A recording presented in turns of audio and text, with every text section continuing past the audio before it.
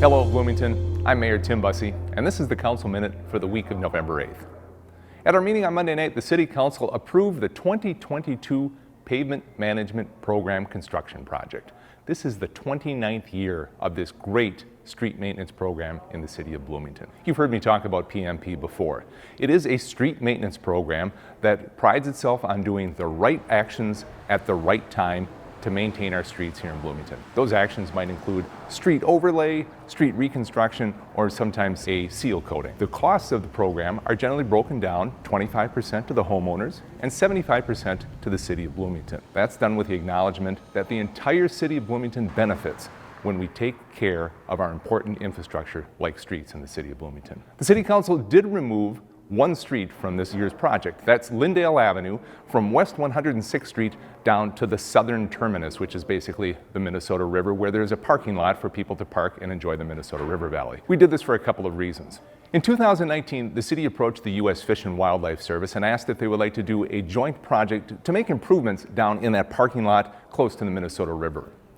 U.S. Fish and Wildlife said no at the time. The city then applied for a federal grant and unfortunately didn't get the federal grant. But earlier this year, the city went back to U.S. Fish and Wildlife, and this time Fish and Wildlife said yes. I'm pretty sure it's a result of the number of people who are now down in the Minnesota River Valley and have been using that great asset throughout the pandemic. Also, the number of people who have been down there using the new paved trail.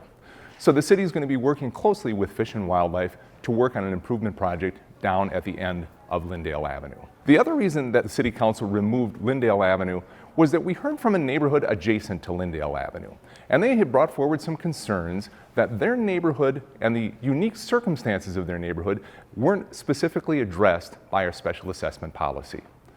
They met with staff, they had some great conversations, and staff came forward with a recommendation that we take that portion of Lyndale Avenue out and look to revise and revisit our special assessment policy for this unique circumstance.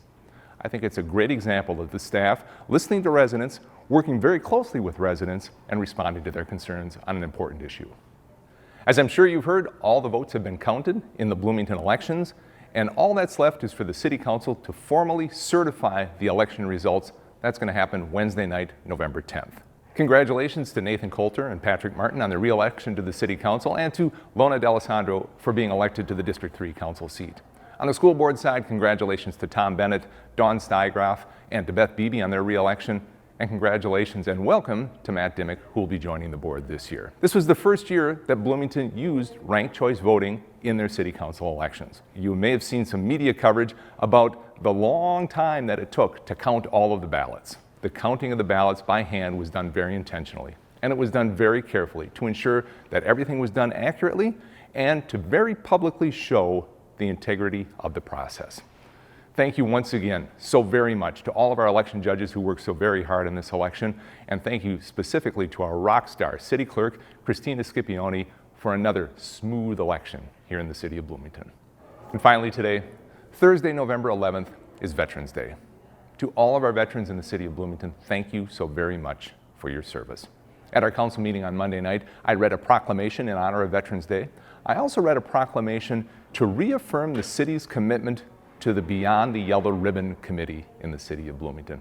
I hope you've heard about Beyond the Yellow Ribbon before. It's a great nationwide organization that works to advocate for and support active duty military members and their families, as well as retired members of the U.S. Armed Forces. The local Bloomington Beyond the Yellow Ribbon Committee was on hand Monday night. I was very happy to welcome them and to thank them for the action plan that they have in place to help veterans here in the city of Bloomington. Two quick veterans-related mayor's shout-outs. First of all, our outstanding communication staff has done two great profiles of Bloomington veterans. Go to the city's YouTube channel and be sure to watch these great profiles of Bloomington veterans. And another mayor's shout-out to a very hard-working group of Bloomington veterans who are working to construct a Bloomington Veterans Memorial right here on the grounds of Civic Plaza. The goal is to design a memorial to honor all veterans and to have it built and open by 2023.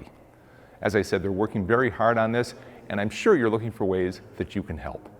Please visit bloomingtonveteransmemorial.org for more information about how you can be part of this great effort. That will do it for this week's Council Minute. Hope to see you again next week. Until then, Stay safe, Bloomington.